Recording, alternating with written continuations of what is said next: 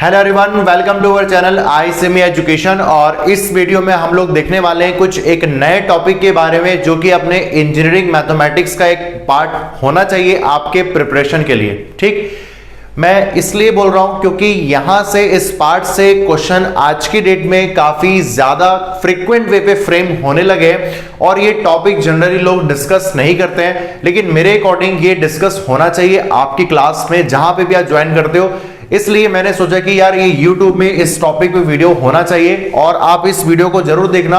और इसके बाद आपको 2-3 ऐसे वीडियोस मिलेंगे जहां पे आपका ये टॉपिक मस्त हो जाएगा, मैं आपको गारंटी देता हूं। ठीक, तो टॉपिक का नाम देख पा रहे हो क्या लिखा हुआ है कि evaluation of double integral by changing Cartesian coordinate system to polar coordinate system. ठीक, अब अपने आप में ये टॉपिक तो वास्ट टॉपिक होता है, लेकिन अगर अपन इंजीनियरिंग मैथमेटिक्स का प्रिपरेशन कर रहे हैं अपने गेट के एग्जाम के लिए, तो इसमें अपने को थोड़े स्मॉल पार्ट पढ़ने होते हैं, वो आपको पता होना चाहिए। ठीक, तो अगर मैं यहाँ पे बात करता हूं कि डबल इंटीग्रेशन को जब हम लोग सॉल्व करते हैं या single integration, double integration, triple integration को जब सॉल्व करते हैं तो जनरली हम बात करते हैं change of order of integration का। ठीक, जिसमें हम बात करते हैं मल्टीपल इंटीग्रल्स मतलब डबल इंटीग्रेशन और ट्रिपल इंटीग्रेशन का। ठीक है, तो जब हम लोग बात करते हैं change of order of integration तो अपने पास होता है एक्स एक्सिस और वाई एक्सिस के रिस्पेक्ट में हम लोग वहां पे लिमिट्स लेते हैं, जिससे कि अपने पास एक्स के रिस्पेक्ट में इंटीग्रेशन होता है और उसके बाद वाई के रिस्पेक्ट में इंटीग्रेशन होता है। तो वो डिपेंड करता है कि लिमिट्स कहां से आती जा रही है।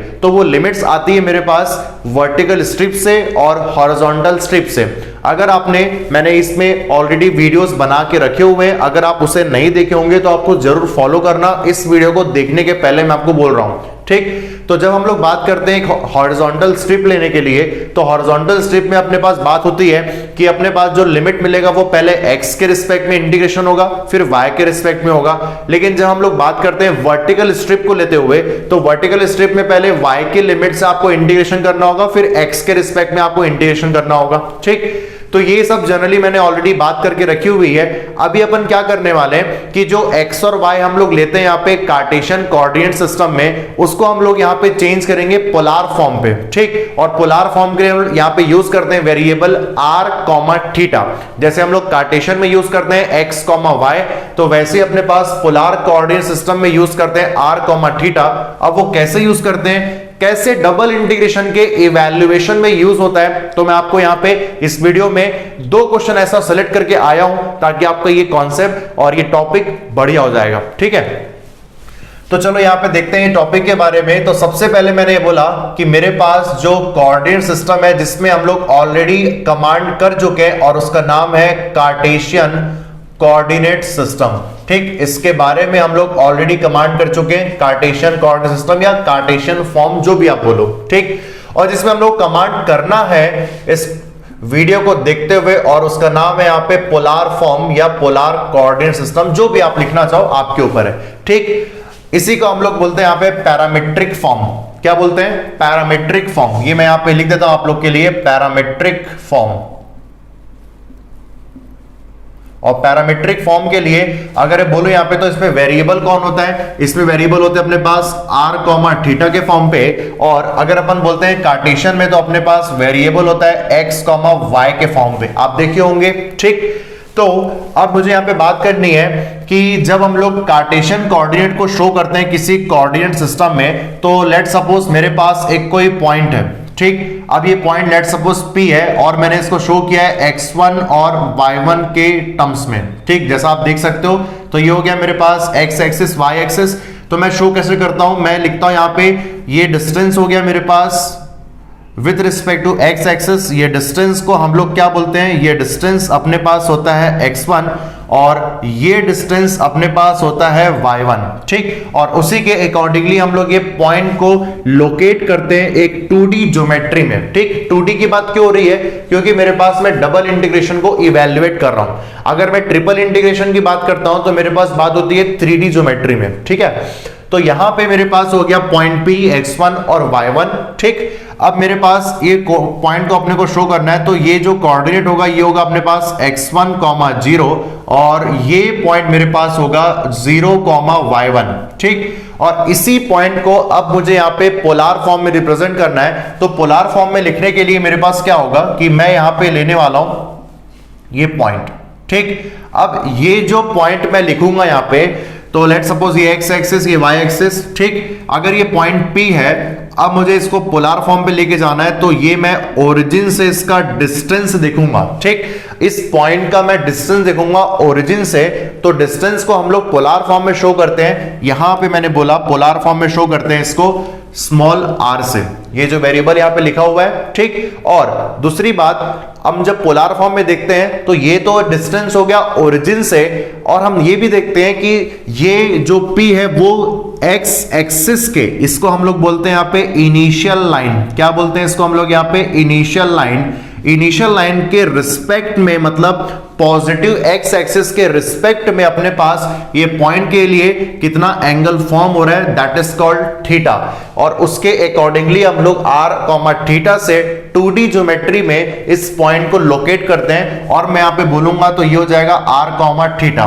ओके, अब बारी आती है कि सर ये कोऑर्डिनेट सिस्टम जो कार्टेशियन कोऑर्डिनेट है और पोलार कोऑर्डिनेट सिस्टम है, इनके बीच का रिलेशन क्या होता है? तो रिलेशन हम लोग जानते ही होंगे, पैरामेट्रिक फॉर्म। ये होता है अपने पास x is equal to r cos theta, और दूसरा अपने पास होता है y is equal to r sin theta. ये आप जानते होंगे। ठीक, जब मैं इसकी बात करता हूं तो यहां पे मैंने क्या किया कि x स्क्वायर, ये मैंने बोला तो ये हो गया अपने पास r square cos square theta, और मैंने बोला यहां पे y square equal to r square sin square theta. ठीक, अब जब मैं दोनों को यहां पे सम करूंगा तो मेरे पास आएगा x square plus y square, that is equal to r square cos square theta plus r square sin square theta. ठीक, अब इसको अगर अपन आगे सॉल्व करते हैं तो अपने पास यहाँ पे बहुत सारी बातें आने वाली हैं। सबसे पहले होगा x square plus y square equal to r square common हो गया, तो cos square theta plus sin square theta, ये ट्रिग्नोमेट्रिक आइडेंटिटी से इसकी वैल्यू 1 होती है, that means x square plus y square equal to r square. ये आप देख सकते हो कि ये मेरे पास एक इक्वेशन आ रहा है, और अगर मैं बोलूं कि r की वैल्यू यहां से क्या अपन निकाल सकते हैं, तो ये हो जाएगा x square plus Y square. That means कि अगर मैं आपको बोलूं कि ये इक्वेशन आपको किसकी तरह का दिख रहा है, तो आप बोलोगे सर ये तो अपने पास एक सर्कल इक्वेशन को रिप्रेजेंट कर रहा है। किसको? एक सर्कल इक्वेशन को। और आप बोलोगे सर इसका जो सेंटर है वो है 0,0 और इसका जो रेडियस होगा अपने पास वो होगा स्मॉल r। ठीक, जैसा अपने पास लिखा हुआ है। ठीक, अब बारी आती है सर कि यहां पे जब अपन इवैल्यूएशन करते हैं डबल इंटीग्रेशन का, तो अपने को इसका टॉपिक क्या है? टॉपिक डेडिकेटेड है इंटीग्रेशन के लिए, और डबल इंटीग्रेशन में आप लोग जानते हो कि दो वेरिएबल यूज होते हैं, dx और dy।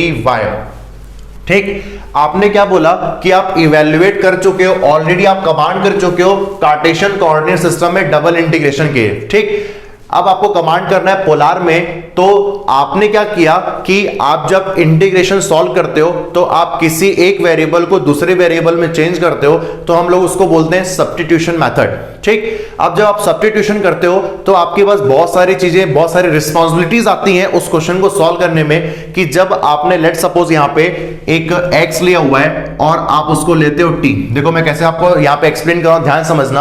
आपने क्या किया, आपने x को t के फॉर्म में चेंज किया एक और वेरिएबल में, तो आप क्या करते हो कि आप यहां पे लेते हो डिफरेंशिएशन dx और dt के फॉर्म में कुछ लेके आते हो, और जब आप दूसरे वेरिएबल में चेंज कर रहे हो तो जो x की लिमिट बनेगी वो डिफरेंट होगी और t की लिमिट जो होंगी डिफरेंट होंगी।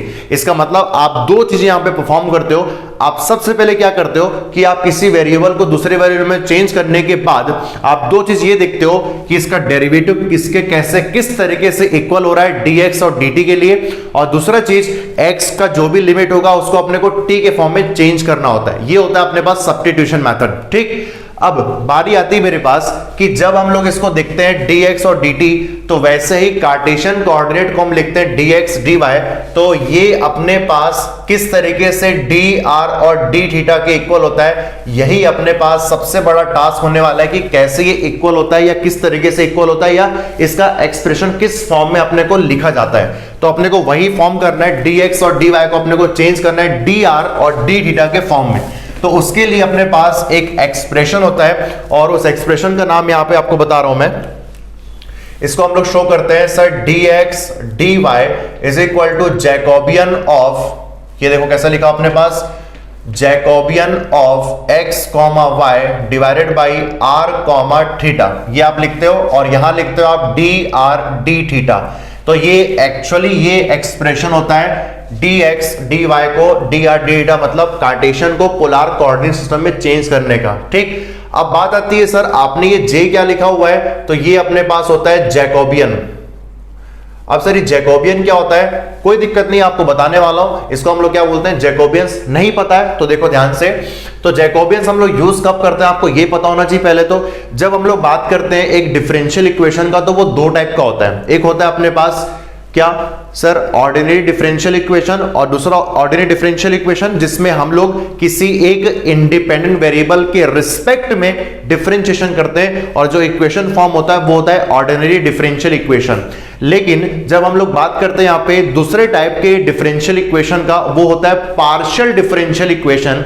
तो पार्शियल डेरिवेटिव्स आता कब है अपने पास, जब अपने पास more than one independent variables होते हैं। लाइक अपने पास यहाँ पे आ गया x और y, तो दो इंडिपेंडेंट वेरिएबल हो गए अपने पास, डबल इंटीग्रेशन यहाँ पे सॉल्व करना है। इसका मतलब है कि जब अपन इसका डेरिवेटिव लिखेंगे तो ये पार्शियल डेरिवेटिव को शो करेगा, और वहीं पे पार्शियल डेरिवेटिव के जो वेरिएबल्स होते हैं उसी का रिलेशन आपको बताता है जैकोबियंस। ठीक, और जैसा आपने लिखा हुआ है x और y का रिलेशन r कॉमा थीटा के फॉर्म में, तो ये जैकोबियन शो करता है। और अगर मुझे इसको लिखना है जैकोबियन को, तो मैं लिखूंगा x comma y divide by r comma theta. ये एक्चुअली में होता है यहां पे determinant of dx by dr dy by dr, ठीक, dx बाय d थीटा और dy बाय d थीटा। ठीक, अब मैंने यहां पे आपको d बोला हुआ है, तो एक्चुअली में ये है कि अपने पास डेरिवेटिव तो है, लेकिन ये पार्शियल डेरिवेटिव को शो कर रहा है। तो इसको अपने को बोलने का तरीका क्या होता है, ये लोग कुछ लोग इसको ऐसा बोलते हैं, doh x by doh r, doh y by doh r, doh x by doh theta, doh y by doh theta. ठीक, या इसको मैं बोलता हूं यहाँ पे del x by del r, del y by del r, del x by del theta, del y by del theta. ठीक है, तो बोलने का तरीका होता है, एक्चुअली में इसको अपन बोलते हैं डो। ठीक है, तो अब यहां पे बात करने वाला हूं कि सर ये जो J लिखा हुआ है, x और y का जो एक्सप्रेशन मैंने ऑलरेडी लिखा हुआ है कि सर ये कार्टेशियन और जो पोलर कोऑर्डिनेट सिस्टम है उसमें जो वेरिएबल्स के जो रिलेशन होते हैं, ये वेरिएबल के रिलेशन को देखो मैं यूज करने वाला हूं यहां पे। ठीक, अब देखो मैं यूज करूंगा तो x का डेरिवेटिव पार्शियली आपको लेना है विद रिस्पेक्ट टू r, तो आप क्या लिखोगे यहाँ पे, आप लिखोगे cos थीटा। y का आप लिखोगे r के रिस्पेक्ट में, तो आप लिखोगे यहाँ पे sin थीटा। फिर थीटा के रिस्पेक्ट में आप लिखोगे तो ये हो जाएगा माइनस r sin थीटा, और ये हो जाएगा अपने पास y का थीटा के रिस्पेक्ट में, तो आप लिखोगे r cos थीटा। ठीक, अब इसका अपने को डिटरमिनेंट सॉल्व करना है, और डिटरमिनेंट सॉल्व करोगे तो आपको जैकोबियन के डिटरमिनेंट की वैल्यू मिल जाएंगी यहाँ पे। ठीक, तो जैकोबियन एक्चुअली में क्या होगा अपने पास, x comma y divide by r comma theta. ठीक, और इसको अपने पास लिखेंगे अपन यहाँ पे r cos थीटा, फिर प्लस r sin थीटा, और ये हो जाएगा स्क्वायर। दैट मींस मैं बोलूंगा ये अपने पास कितना आने वाला है, r। तो जो इक्वेशन हम लोगों ने यहाँ पे लिखा हुआ था वो इक्वेशन था dx dy that is equal to, इसके जगह पे कितना आने वाला है r, और ये हो गया dr d थीटा ये।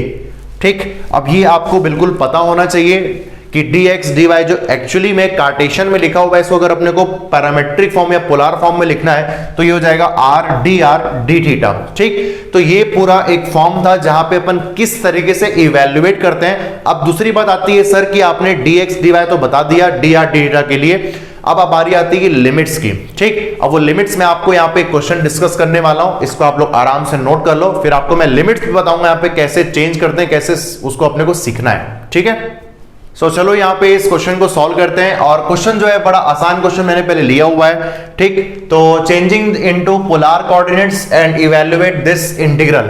अब अगर मैं इसके सॉल्यूशन की बात करता हूं तो मेरे पास मैं इंटीग्रेशन ले रहा हूं यहाँ पे i is equal to 0 to infinity e power minus x square plus Y square, और ये हो गया मेरे पास dx dy। ठीक, अब ये जो इंटीग्रेशन की वैल्यू आपको फाइंड करनी है, आपने ध्यान दिया होगा इसमें डबल इंटीग्रेशन यूज हो रहा है और दो इंडिपेंडेंट वेरिएबल्स हैं x और y, मतलब ये कार्टेशियन कोऑर्डिनेट सिस्टम अभी आपके पास गिवन है। क्या अपने पास ये सर, ये अपने पास एक कार्टेशियन कोऑर्डिनेट सिस्टम की यहां पे बात हो रही है। ओके, अभी अपने को इसी को जब हम लोगों ने, आपको याद होगा मैंने एक वीडियो बना के रखा हुआ है जहां पे मैंने बात की हुई है गामा फंक्शन की। ठीक, और उसी गामा फंक्शन पे बेस्ड मैंने इस क्वेश्चन को ऑलरेडी अपने वीडियो में सॉल्व करके आपको बताया हुआ है। आप देखे होंगे उस वीडियो को, अगर आप नहीं देखे हो तो आप उस वीडियो को पहले देखना जरूर। ठीक, तो ये क्वेश्चन जो है अपने पास कार्टेशियन कोऑर्डिनेट के फॉर्म में गामा फंक्शन से सॉल्व हो सकता है, कोई दिक्कत नहीं है। और मैं आपको अभी से लिख के बोल देता हूं कि इसका जो आंसर आता है वो आता है मेरे पास π/4। ठीक, अब इसी क्वेश्चन को हम लोग यहां पे इस कार्टेशियन कोऑर्डिनेट को चेंज करना है पोलर कोऑर्डिनेट सिस्टम में, और इस वैल्यू को अपने को लेके आने इस क्वेश्चन के लिए। ठीक, तो गामा फंक्शन के लिए मैंने ऑलरेडी अपने यूट्यूब वीडियोस में पहले बता के रखा हुआ है, आप देख सकते हो उस वीडियो को जाके। ओके, तो मैं यहां पे बात करने वाला हूं चेंज करना कैसे है। तो सर अपन जानते हैं कि अपन r x is equal to put करते हैं r cos थीटा और y इज इक्वल टू हम पुट करते हैं r sin थीटा। ठीक, अपन लिखते हैं x square plus Y square equal to r square. ठीक, और दूसरी चीज हम लोग लिखते हैं यहाँ पे थीटा, ये होता है अपने पास tan inverse x divide by y divide by x। ये हो गया अपने पास y डिवाइड बाई x। तो ये दो फॉर्म अपन जानते हैं यहाँ पे। अब अपने को अगर देखना है तो हम ये भी जानते हैं कि सर ये जो dx dy लिखा हुआ है ये अपने पास होता है r dr d थीटा, अभी मैंने आपको थोड़ी देर पहले बताया था। ठीक, अब मुझे देखना है कि सर यहाँ पे फिगर इसका कैसे बनने वाला है। क्यों पता है, क्योंकि मेरे को जब x और y मतलब कार्टेशियन कोऑर्डिनेट सिस्टम की बात होती है तो मैं लिमिट्स कहां से लेता हूं, मैं स्ट्रिप से लेता हूं। Vertical strip, horizontal strip. Strip कहां से आता है सर, वो फिगर से आता है जो रीजन आपके पास होता है। ठीक, मतलब आपको फिगर के बारे में पता होना चाहिए। तो अगर मैं इसका फिगर यहां पे ड्रॉ करता हूं तो ध्यान से देखो, अगर मैं इसके लिमिट्स को देख रहा हूं यहां पे, तो लिमिट्स अपने पास है x की मिनिमम वैल्यू मेरे पास 0 और x की मैक्सिमम वैल्यू मेरे पास इंफिनिटी है, और वैसे ही y की मिनिमम वैल्यू अपने पास 0 है और y की मैक्सिमम वैल्यू मेरे पास इंफिनिटी है। दैट मींस ये पूरे के पूरे यहाँ पे कांस्टेंट वैल्यू को शो कर रहे हैं, जैसा आप देख सकते हो यहाँ पे। तो अगर मुझे इसको लिखना है, ये हो गया अपने पास x एक्सिस y एक्सिस, तो ये हो गया अपने पास 0,0 ओरिजिन। ठीक, अब मेरे को बात करनी है x is equal to infinity. Infinity क्या है, कांस्टेंट वैल्यू होती है ना। तो अगर मुझे x इक्वल टू इंफिनिटी लिखना है तो x equal to constant value का इक्वेशन क्या होता है सर, ये होता है अपने पास ये कौन सा एक्सिस, x एक्सिस को ये इंटरसेक्ट करके जाता है और ये होता है वर्टिकल टू y एक्सिस। ठीक, अब अगर मुझे लिखना है sir y is equal to infinity है मेरे पास, तो मैं क्या लिखूंगा सर, ये हो गया y is equal to infinity. Draw हो गया अपने पास फिगर। ठीक, तो चलो इसको नोट कर लेते हैं। ये हो गया अपने पास x इक्वल टू इंफिनिटी और y इक्वल टू इंफिनिटी, मतलब ये जो लाइन है वो इंफिनिटी पे बना हुआ है। ठीक, चलो तो आप देखोगे कि यहां पे एक फिगर बन रहा है जिसमें कि ये जो आपको एक शेप दिख रहा होगा, कौन से शेप में सर, ये रेक्टेंगल या स्क्वायर शेप जो भी आप बोलो। ठीक, इसका मतलब है कि अगर मैंने यहाँ पे कुछ स्ट्रिप लिए, ये चलो ये स्ट्रिप लिया मैंने, तो स्ट्रिप का रोटेशन से हम लोग यहाँ पे लिमिट तैयार करते हैं, ये तो आपको आता ही होगा। ठीक, लेकिन जब मैं यहाँ पे बात करता हूं पोलार के लिए, अब बारी आती है सर पोलार में इसको कैसे लिखते हैं। ठीक, अब ध्यान से मेरी बात देखना आप लोग। तो ये जो पॉइंट है आपके पास, ये पॉइंट का कोऑर्डिनेट होगा अपने पास इंफिनिटी कॉमा इंफिनिटी। ठीक, अगर मैं इस पॉइंट की बात करता हूं तो ये हो जाएगा इंफिनिटी कॉमा 0, और इस पॉइंट की बात करते हैं तो ये होता है 0 कॉमा इंफिनिटी। ये आप सब कुछ लिख सकते हो, सब आपके ऊपर है, ये आपको आता चाहिए, है ना। अब बारी आती है सर यहाँ पे इंटीग्रेशन को इवेल्युएट करना है, तो मैंने यहाँ पे पुट किया, क्या पुट किया सर, इंटीग्रेशन अपने पास हो गया double integration e power minus x square plus Y square, कितना अपने पास sir minus R square, D Y D X कितना अपने पास सर आर डी थीटा। ये अब अपने पास बारी आती है सर लिमिट लेने की। तो लिमिट जब अपन लेंगे तो सबसे पहले आप डिसाइड कर लो कि आप ये r के लिमिट लिखने वाले हो, क्योंकि यहाँ पे अंदर में r का फंक्शन है तो ज्यादा अच्छा है कि r के फॉर्म में अपन इंटीग्रेशन पहले कर लेते हैं। ठीक, अब यहाँ पे अपने पास लिमिट होने वाली है थीटा के लिए, तो जब आप r का यहाँ पे लिमिट लिखोगे तो r का लिमिट, r होता क्या है सर, r होता है अपने पास ओरिजिन से लेके वो पॉइंट का डिस्टेंस जो कि इस पूरे फिगर को कवर करने वाला है। क्या बोला मैंने आपको कि मुझे इस फिगर के बारे में देखना है, तो ये रेक्टेंगल या स्क्वायर शेप में है और मुझे इसका एरिया या मतलब इसका आप बोल सकते हो कि इस इंटीग्रेशन की वैल्यू आपको फाइंड करनी है इस पर्टिकुलर रीजन के लिए। तो आप बोलोगे सर मुझे इस रीजन को कवर अप करना है, तो मैं कवर अप कहां से करूंगा?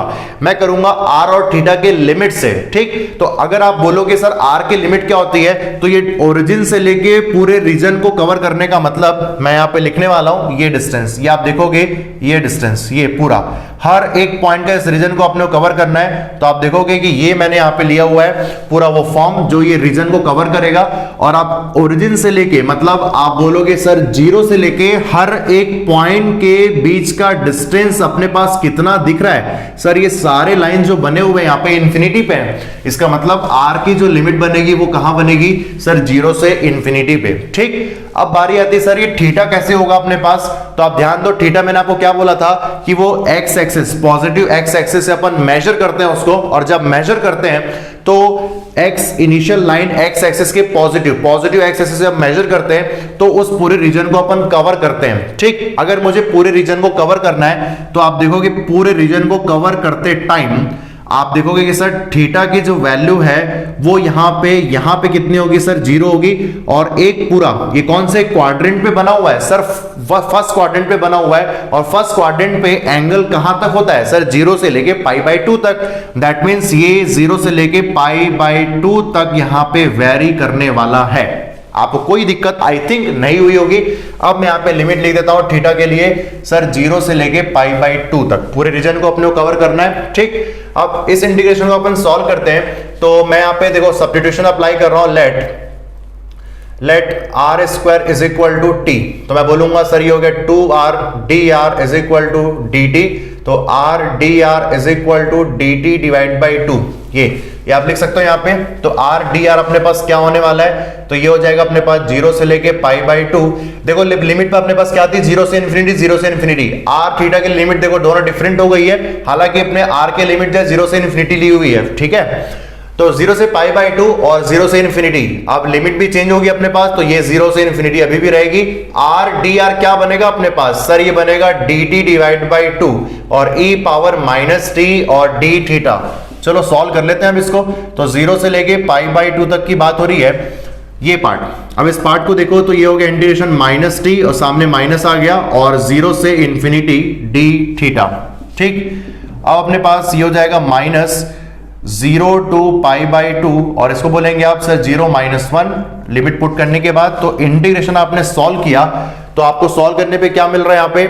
सर ये अपने पास आप देखोगे ये जो इक्वेशन अपने को मिल रहा है यहाँ पे, ये हो गया अपने पास जीरो से लेके π/2 तक का पार्ट। ठीक, और ये अपने पास -+1, तो जीरो से लेके π/2 तक की बात करनी है अपने को d थीटा के फॉर्म पे। ठीक, और ये 2 हम लोग यहाँ पे अभी भूल रहे हैं, ये 2 मैंने यहाँ पे लिखा, ये लिख सकते हैं ऐसा कुछ -1/2, ये -1/2 और ये 1/2। ठीक, अब इसको सॉल्व कर लो आप लोग तो आपको आंसर बस मिलने ही वाला है, और आंसर आपके पास क्या आएगा? सर π/4 आने वाला है, जो मैंने आपको ऑलरेडी इस क्वेश्चन को सॉल्व करने के पहले बता दिया था कि यार यही आंसर हम लोग गामा फंक्शन के थ्रू लेके आए थे। आप देखो कितना आसान है ये कि अपन किसी भी कोऑर्डिनेट सिस्टम को अपन पोलार में अगर चेंज करते हैं तो आप आंसर ला सकते हो। समटाइम्स ये थोड़ा डिफिकल्ट हो जाता है क्योंकि अपने को कार्टेशियन थोड़ा अपने को कंफर्टेबल लगता है, हम एक्स और वाई एक्सिस के लिमिट तैयार कर लेते हैं, लेकिन आर थीटा के लिए अपने को लिमिट तैयार करने में थोड़ा डिफिकल्ट होता है। और उसी के लिए मैं यहाँ पे एक और क्वेश्चन लेके आने वाला हूं, सेकंड क्वेश्चन हम डील करेंगे, तो इसको आप नोट कर लो। ठीक है, ओके, सो यहाँ पे हम लोग नेक्स्ट क्वेश्चन डिस्कस करने वाले हैं, और ये उससे अच्छा क्वेश्चन है जो मैंने अभी लास्ट लिया हुआ था। तो अपने पास अगर मैं इसका सॉल्यूशन स्टार्ट करता हूं तो मेरे पास लिखा हुआ है कि changing into polar coordinates and evaluate this integral, double integral. और डबल इंटीग्रल देखो मैं वापस से यहाँ पे नोट कर रहा हूं, तो मेरे पास हो गया y से लेके a और ये हो गया x dx divided by x square plus Y square dy। ठीक, जब इसको अपन चेंज करेंगे तो चेंज करने के पहले कुछ कुछ चीजें हम लोग देख लेते हैं जो अपने को कार्टेशियन में देखना चाहिए। अभी ये किसमें लिखा अपने पास? सर ये अपने पास अभी कार्टेशियन कोऑर्डिनेट सिस्टम में लिखा हुआ है। ठीक है, और कार्टेशियन कोऑर्डिनेट सिस्टम में अपन लिमिट देख लेते हैं। तो आप देखोगे ये लिमिट किसकी अपने पास? x की लिमिट है। ठीक है, ये मैंने आपको सब तरीका बताया, इसको सिखाया मैंने आपको, YouTube के वीडियोस बना के रखे हुए अपने चैनल पे, आप देख सकते हो उसको। ये x की लिमिट और ये y की लिमिट। ठीक, तो मैं लिखूंगा यहाँ पे x की मिनिमम वैल्यू मेरे पास हो गई है y, और यहाँ पे x की मैक्सिमम वैल्यू मेरे पास हो गई है a। वैसे ही y की मिनिमम वैल्यू मेरे पास 0 और y का अपर लिमिट मतलब कि मैक्सिमम वैल्यू मेरे पास हो गया है a। ठीक, अगर मैं इसका फिगर बनाता हूं तो फिगर सबसे पहले आपको कैसे दिखेगा ये देख लेते हैं। ठीक, तो ये मेरे पास बात हो रही है x एक्सिस और ये मेरे पास y एक्सिस के लिए। ओके, तो x इक्वल टू y मतलब कि अपने पास एक लाइन बनेगा which is passing through origin. x equal to a मतलब कि एक हॉरिजॉन्टल वर्टिकल लाइन अपने पास बनेगा। ठीक, और वैसे ही y equal to 0, y equal to 0 मतलब कौन सा लाइन होता है सर, ये x axis line. x axis के हर एक पॉइंट पे y की वैल्यू 0 होती है, और वैसे ही y इक्वल टू a अपने पास है, इसका मतलब ये कौन सा लाइन हो गया सर, ये हो गया हॉरिजॉन्टल लाइन। ठीक, चलो कोऑर्डिनेट लिखा जाए तो x a, 0 हो गए, ये अपने पास सर 0, 0 हो गए, ये अपने पास 0, a हो गया, तो ये y equal to a line, ये हो गया x equal to a line, और ये पॉइंट पे सबका इंटरसेक्शन हो रहा है और a, इंटरसेक्शन पॉइंट अपने पास आ गया। ठीक, जब इस इंटीग्रेशन को सॉल्व किया गया था कार्टेशियन कोऑर्डिनेट सिस्टम से, तो इस इंटीग्रेशन में पहले x के रिस्पेक्ट में हो रहा है, मतलब कि कंफर्म है कि इसमें हॉरिजॉन्टल स्ट्रिप लिया गया है। अब बारी आती है सर हॉरिजॉन्टल स्ट्रिप ऊपर है कि नीचे है। ठीक, तो एक काम करते हैं, मैं नीचे लेता हूं। ओके, और वैसे भी नीचे ही आने वाला है, कैसे देखो यहाँ पे जब मैं बात करता हूं x के, ये हो गया लेफ्ट मोस्ट पॉइंट, x की लोअर लिमिट, ये इस पूरे मोमेंट में नीचे वाले फिगर में या ऊपर वाले फिगर में या पूरे फिगर की जब बात करते हैं तो मैं नीचे वाले फिगर की बात कर रहा हूं, तो x का minimum value left most point होगा, और ये स्ट्रेट लाइन पे, स्ट्रेट लाइन का इक्वेशन क्या है, x की मिनिमम वैल्यू y। ठीक, अगर मैं राइट मोस्ट पॉइंट की बात करता हूं तो ये पॉइंट पूरे इस मोमेंट में ऑलवेज इस लाइन पे है, x equal to a line पे। ठीक, वैसे ही अपर लिमिट ऊपर से नीचे जाएंगे तो y की लिमिट्स आपको मिलेंगी, y की लोअर लिमिट नीचे आने तक x एक्सिस में y इक्वल टू 0, और ऊपर आने तक इस पॉइंट तक मैक्सिमम आएगा, ये y की वैल्यू a होगी। ठीक, इसका मतलब है कि नीचे वाले फिगर की यहां पे बात हो रही है। तो एक काम करता हूं, इसको मैं पूरा यहां पे डार्क कर देता हूं अपने पास, तो आपको समझ में आएगा कि इसी रीजन की अपने पास बात हो रही है, और ये रीजन लेट सपोज मैंने लिया R। ठीक, और इसी रीजन के लिए अपने को यहाँ पे, इसी रीजन के लिए अपने को यहाँ पे इस इंटीग्रेशन की वैल्यू को सॉल्व करनी है। ठीक है, तो ठीक, तो ये अपने पास अभी तक हो गया है कि कैसे मैंने यहाँ पे कार्टेशियन की लिमिट्स देखी और उसे फिगर फॉर्म किया। अब बारी आती है अपने पास कि इसको अपने को पोलार में चेंज करना है, तो मैं उसके लिए लिखता हूँ x is equal to r cos theta और y इज इक्वल टू मैं यहाँ पे लिखता हूं r sin थीटा। ठीक, और उसके बाद हम लोग लिखते हैं यहाँ पे x square plus Y square equal to r square, और थीटा की वैल्यू मेरे पास आती है sir tan inverse y by x. ये हम लोग सब यहाँ पे लिखते हैं। अब जब नेक्स्ट यहाँ पे हम लोग देखते हैं क्या कि सर dx dy जो डबल इंटीग्रेशन यूज हो रहा है वो होता क्या है सर, dr d थीटा। ये मैंने आपको ऑलरेडी बताया भी थोड़ी देर पहले, कैसे हम लोग निकालते हैं, जैकोबियन से निकालते हैं उसको। ठीक, अब यहाँ पे हम लोग देखेंगे कि सर x और y के लिमिट तो ऑलरेडी क्वेश्चन में गिवन था, अपन पोलार में चेंज कर लिए तो थीटा और r की लिमिट क्या होने वाली है।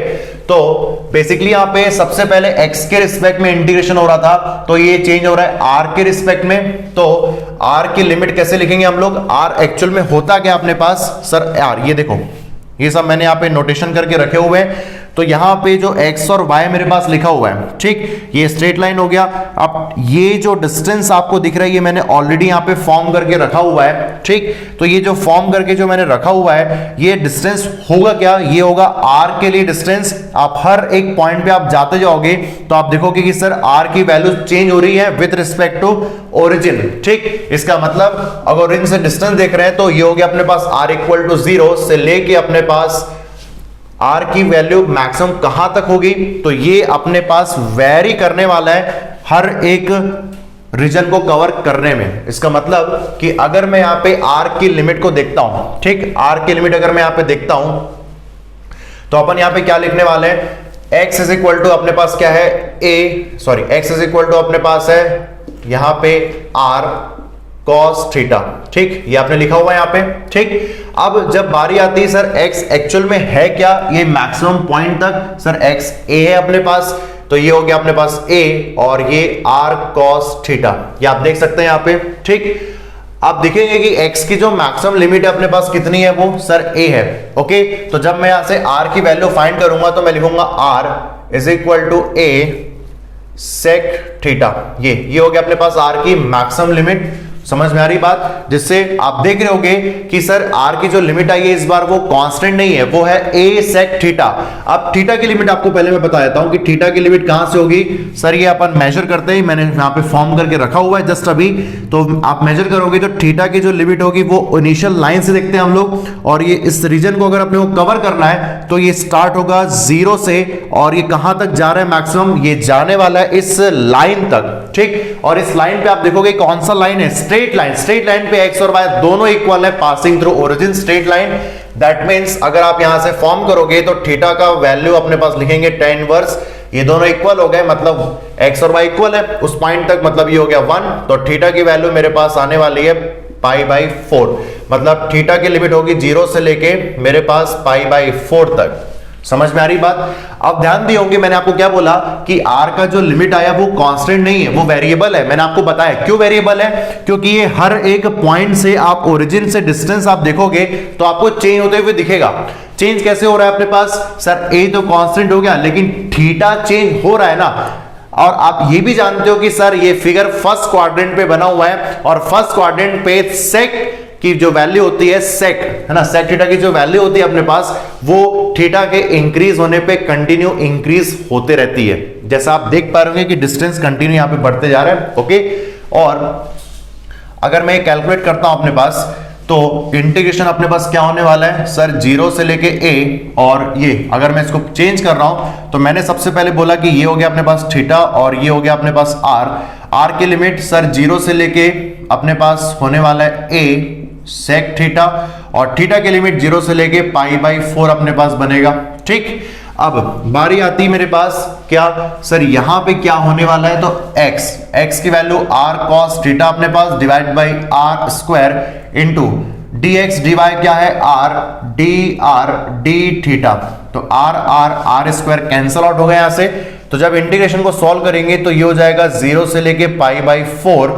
ठीक, cos theta we have a constant when we integrate with respect to r, तो इंटीग्रेशन r के रिस्पेक्ट में करेंगे तो ये आ जाएगा r और 0 से लेके a sec theta d theta. ठीक, इसको सॉल्व किया जाए तो a यहाँ पे ये हो गया अपने पास 0 से लेके π/4 cos थीटा, है ना। पता चला आपको cos थीटा कांस्टेंट दिख रहा है r के लिए, तो आपने पूरे इंटीग्रेशन के बाहर कर दिया, गड़बड़ हो जाएगा क्योंकि r थीटा के रिस्पेक्ट में इंटीग्रेशन करना बाकी है अभी। ठीक है, और यहां पे आएगा a sec थीटा और ये हो गया अपने पास d थीटा, तो यार sec theta cos theta cancel हो गया ना, कोई दिक्कत हुई क्या अपने को, बिल्कुल भी नहीं। तो यहां से अपन बोलेंगे सर 0 से लेके π/4 ये हो गया a और ये d थीटा, मतलब इंटीग्रेशन का आंसर आ गया a π/4, ये अपने पास इसका आंसर। ठीक, जैसा आप देख पा रहे हो पूरे कंप्लीट डिस्कशन में मैंने आपको बताया कि मेन इंपॉर्टेंट ये है कि ये तो हर कोई कर लेगा, लेकिन लिमिट्स निकालना इंपॉर्टेंट है। r और थीटा की लिमिट कैसे हम लोगों ने निकाला, थीटा की लिमिट कैसे आई, आपको पूरा रीजन कवर अप करना है, और कवर अप कहां से स्टार्ट करना है, पॉजिटिव एक्स एक्सिस लाइन से आप कवर करोगे तो 0 से लेके π/4 क्यों आया, क्योंकि x और y स्ट्रेट लाइन में वहां पे x और y की वैल्यू इक्वल है। That means theta equal to π/4, और इस रीजन को कवर करते करते आप देखोगे कि जैसे जैसे आप पॉइंट्स ऊपर जाते जा रहे हो r की वैल्यूज ओरिजिन से डिस्टेंस आप जब देख रहे हो तो वो बढ़ते जा रही है। और आप ये भी जानते हो कि सेक थीटा फर्स्ट क्वाड्रेंट पे 0 से लेके π/4 तक इंक्रीज होता रहता है विथ रिस्पेक्ट टू थीटा, जब थीटा इंक्रीज होता है तो। ठीक, तो ये था इस क्वेश्चन का सॉल्यूशन, और हम लोग नेक्स्ट वीडियो में मिलने वाले हैं, और नेक्स्ट वीडियो आपको एक से एक क्वेश्चन मिलने वाला है जहां पे आप अच्छी चीजों की बात करेंगे, और आपके कॉन्सेप्ट मैं अच्छे करने के लिए बिल्कुल ये सीरीज लेके आया, क्वेश्चन सीरीज। आप लोग देखते रहो, बस मजा आएगा आपको। ठीक है, तो मिलते हैं हम लोग नेक्स्ट वीडियो में। Thank class, bye bye.